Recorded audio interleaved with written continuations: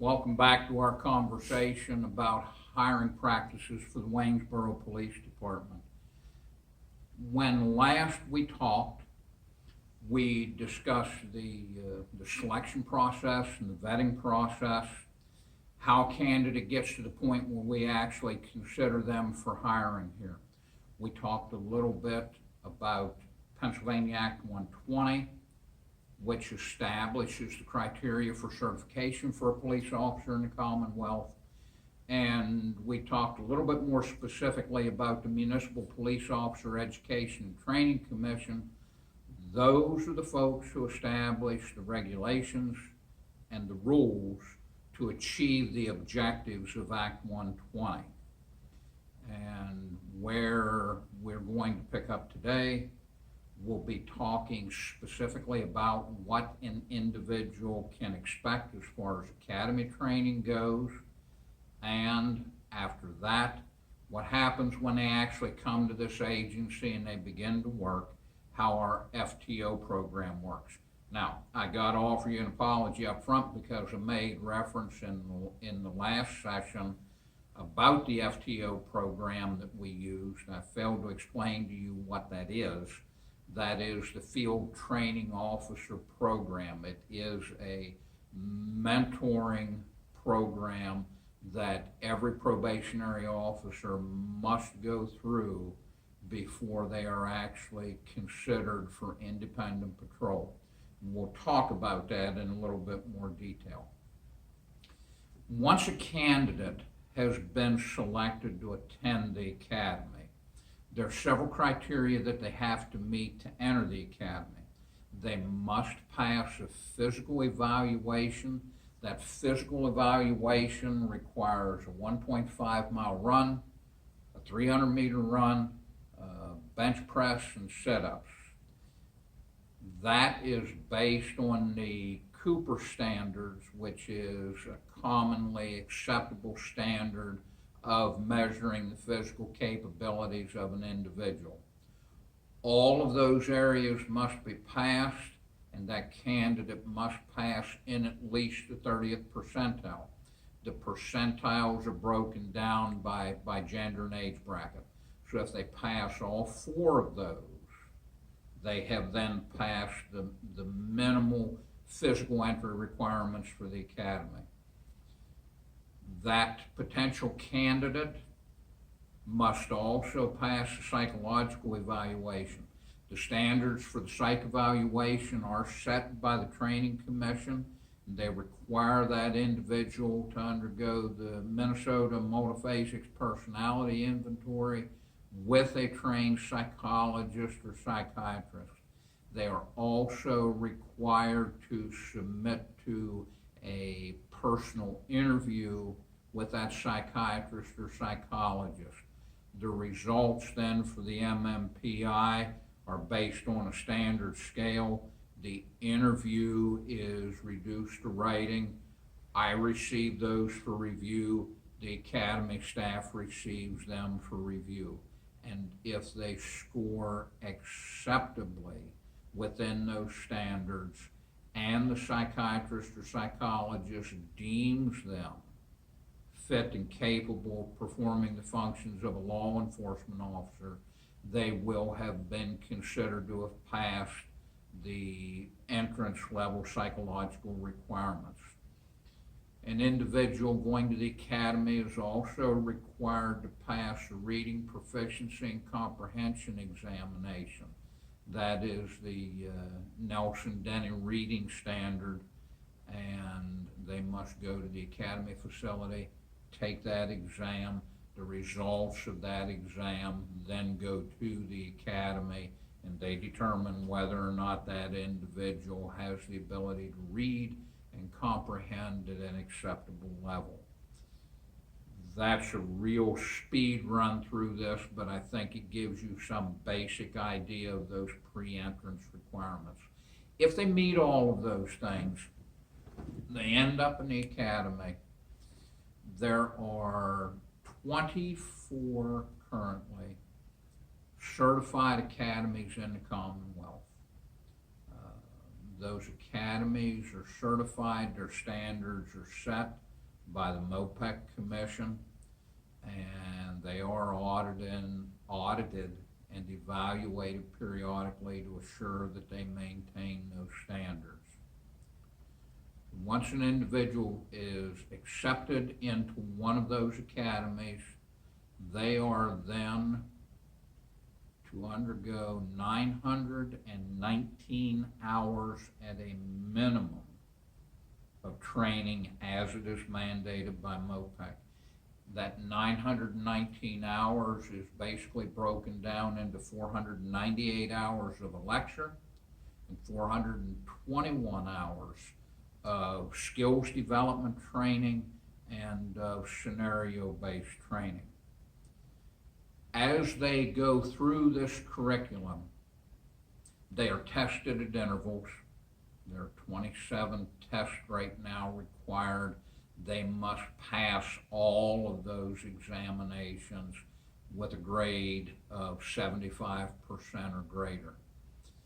The curriculum is broken down into modules. Basically, those modules will introduce them to law enforcement, law enforcement's role in the community in Pennsylvania. It will talk about the history of law enforcement. They will then cover things like constitutional law, court case precedents, rules of criminal procedure, criminal statutes, vehicle code statutes. They will cover juvenile law. There is a large focus in the academy on recognizing individuals with special needs, on procedural justice, on how to avoid bias-based policing. There is a great deal of time put into cultural and religious considerations and perceptions, into mental health needs for the individuals that they deal with. These folks will also learn the basics of investigative techniques and interview techniques. They will learn the basics of completing a vehicle crash report, gangs and gang recognition, how to deal with domestic violence and victim services. They will talk about things like ethnic intimidation and bias, race, and hate-based crimes. Once all of this 919 hours has been accomplished and that cadet at that point has passed all of his required examinations, he is considered to have completed the minimal basic training requirements established by the state. Once they have done that, they are then required to take a certification exam. Those exams and the content of the exams are established by the Training Commission, and it is a cumulative exam that covers all of the training that they have undergone in basically the past 5 months at the academy. And they must pass that certification exam at 75% or greater. If all of that is accomplished, that candidate is then considered eligible for certification, and they come back to the agency with that eligibility. An individual who is eligible for certification, I now have to take all of that information from the academy, all of their scores. I have a whole raft of forms to fill out, and I submit them to MOPEC. MOPEC will determine if the individual's prerequisites and all the criteria have been met, and they will then send me an interim certification if all of that criteria has been met. That interim certification means that this individual now has the lawful authority to function as a police officer in the Commonwealth. But there's a catch. And That catch is that that's an interim certification. MOPEC will then meet as a full board quarterly and will review that. And they will determine then if that individual is permanently assigned that certification. I will be notified of that. That individual will then become a regular full-time permanent holder of police certification in Pennsylvania. Now, there are ways that an individual can lose that certification. And we'll have to talk about that in another session because it's complex, but it can be done. The other thing that I think folks need to know is all of this is maintained in a singular database that is overseen by the state police. So all of that pre-service training, all of the in-service training, all of the paperwork, the documents, the criteria that was forwarded for this individual certification are all maintained in a centralized and accessible database. There is a great push right now, socially and culturally, for accountability in law enforcement. And there are a lot of places that don't do this. Pennsylvania is one of the places that already does this. It's already been centralized. The other thing that's interesting to note as we talk about this, some of the cultural changes in accountability and in training that are being pushed now for a wide variety of reasons, expect that people will be held accountable for the actions that they take in law enforcement. And to me, it's rather disappointing that they should be asking for that, because that should be an expectation. We shouldn't have to ask somebody to come up with a new set of rules and regulations to hold the cops accountable for their behavior. I think that should be a given. Isn't it a shame that we have to push to have that done? Just my opinion. One of the other things I think that is of interesting note, and it does not mean that police officers in Pennsylvania are without sin, but if you stop and think about where you see a host of the behaviors coming from that are leading to this increased public demand for police transparency and accountability and defunding, whatever defunding is, you see very few of those cases coming out of Pennsylvania. There are a couple, but very few. Pennsylvania certainly leads the nation as one of the top police training states.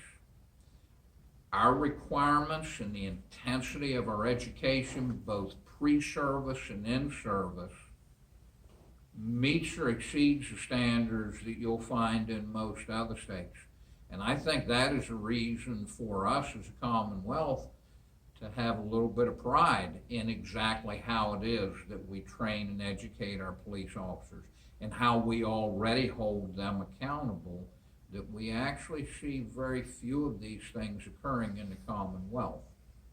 I editorialize, but I believe that to be true.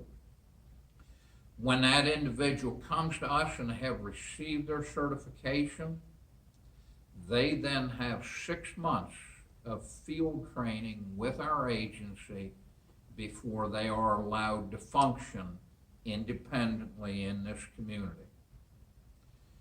Field training consists of an officer who is assigned as a mentor and an instructor for this probationary officer to lead him through the policies, the standards, and the expectations of this agency. Individuals who are selected to be field training officers are sent for specialized training in how it is that they will conduct the daily observations of this candidate, how they will evaluate them, how they will document the performance of that individual. When field training first begins, you will see that there are 4 phases of field training. In the first phase, that candidate is to observe and listen. The field training officer handles the calls and the responses to the complaints. It is the candidate's responsibility to observe and the field training officer to explain as he progresses through that call to the candidate about what he is doing and how and why. In the second phase, the field training officer will now allow that candidate a certain small degree of latitude in dealing with some of the more minor routine offenses, while that FTO will still continue to deal with the more complicated and complex issues.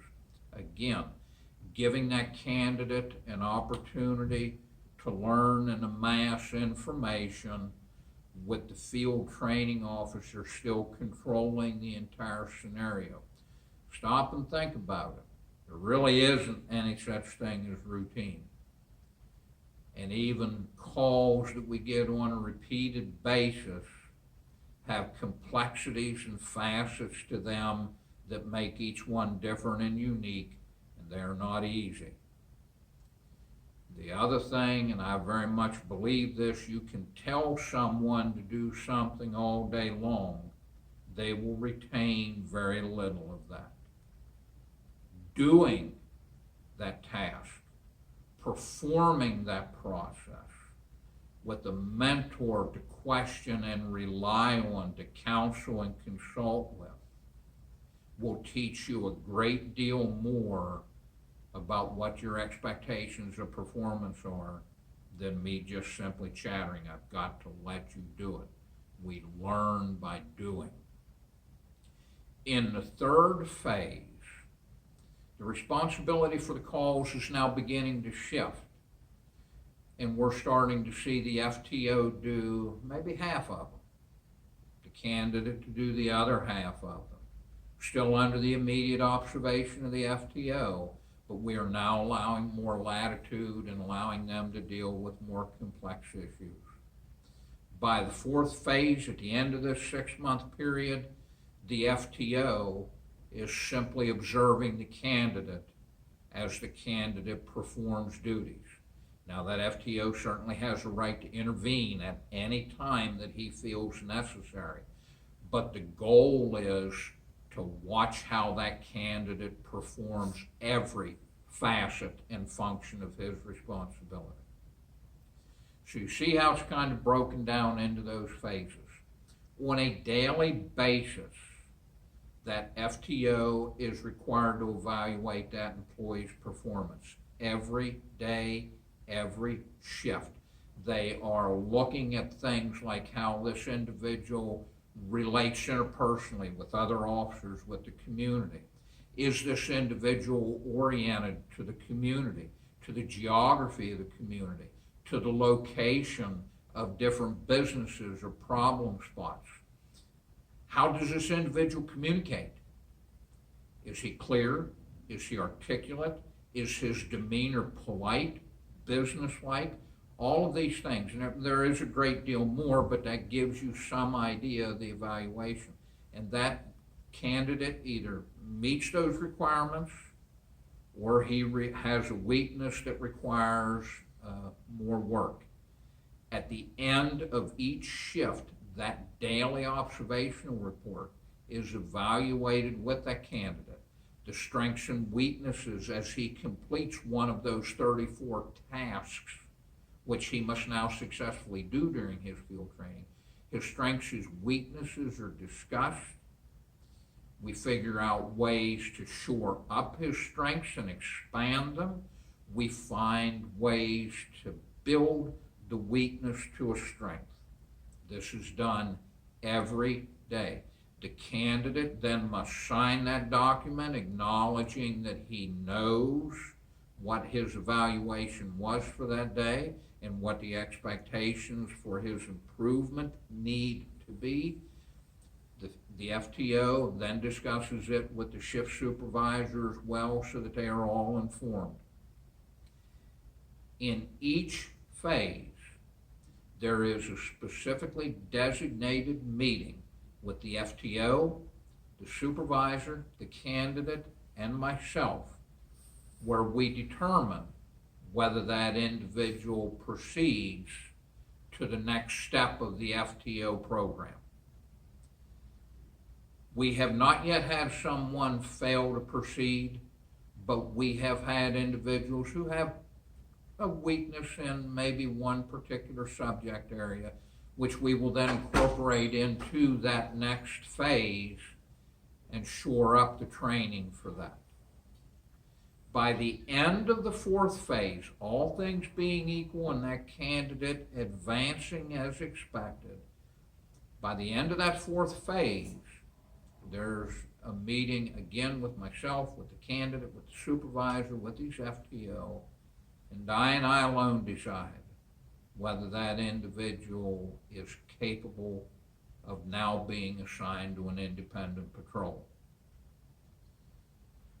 One of the things that everybody here will tell you as they go through the FTO program is that they will find the old man is not anonymous during the course of it.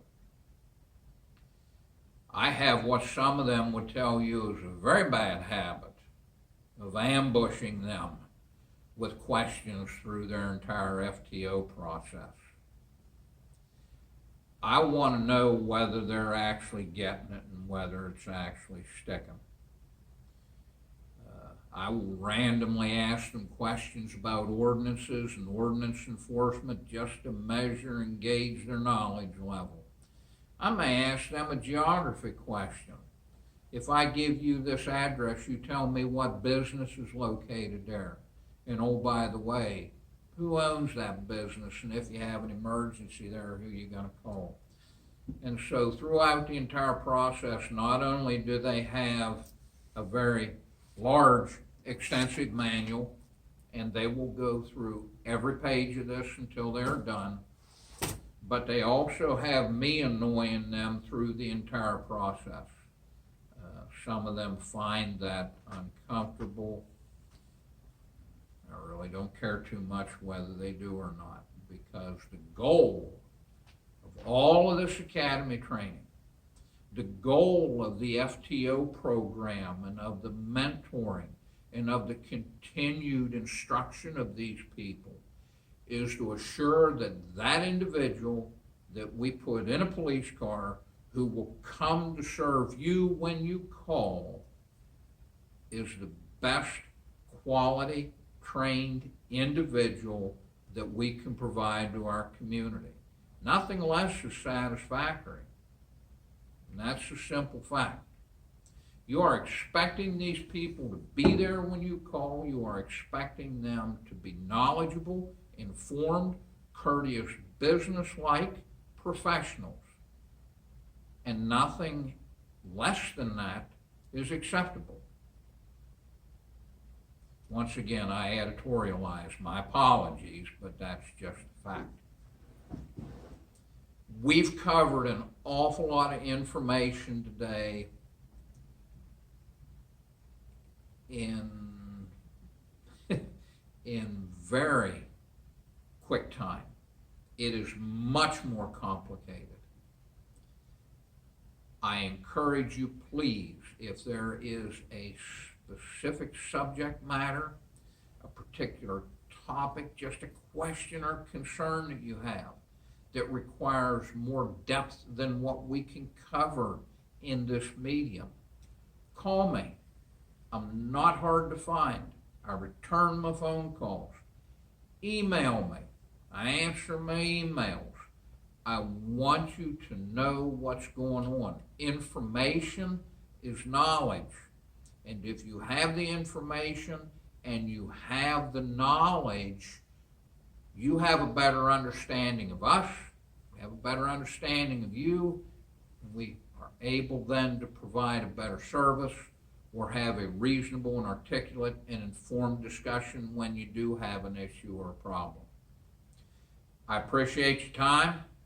I apologize for dragging it out a little bit, but it is a complicated thing, and I want to get as much into this as I can. Please, please, please call me or contact me if you have questions. Thank you.